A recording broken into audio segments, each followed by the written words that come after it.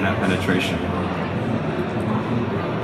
What we wanted to take a look at is where consumers online, which social networks they were active on. And this is really important because if you look at some of the social networks like Facebook, Pinterest, and Instagram, these are the highest drivers of sales for social networks. So understanding where your customers are hanging out online is key to be able to drive them back to your store. So, and across all the countries, Facebook was always the clear winner. For the UAE, for example, it's 83% of internet users in the UAE are active on Facebook, with LinkedIn taking in second position. In Saudi Arabia, they have the highest Instagram users in the region. You see that half of people in Saudi Arabia use Instagram. And what's really interesting with that, in Saudi Arabia, for e-commerce sites, their biggest competitors aren't other e-commerce sites, it's actually individual sellers who are selling on Instagram. So this becomes a really big insight.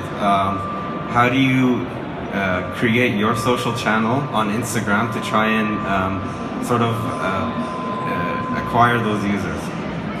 And also another thing is Snapchat. It's still a relatively new social network globally, but definitely in the region. And with the majority of the age groups, the younger age groups, they're mostly hanging out on Snapchat. So it becomes a really interesting thing in how e-commerce sites use this channel to drive acquisition. In Egypt, they have the highest Facebook engagement, with 95% of internet users being active on Facebook. With the second position is Twitter.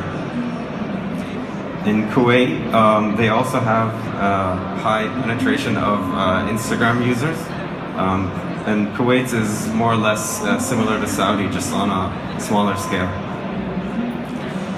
In Lebanon, actually, they have the highest active users of LinkedIn, and that's LinkedIn is also a challenging social network because it's more of a B2B than B2C.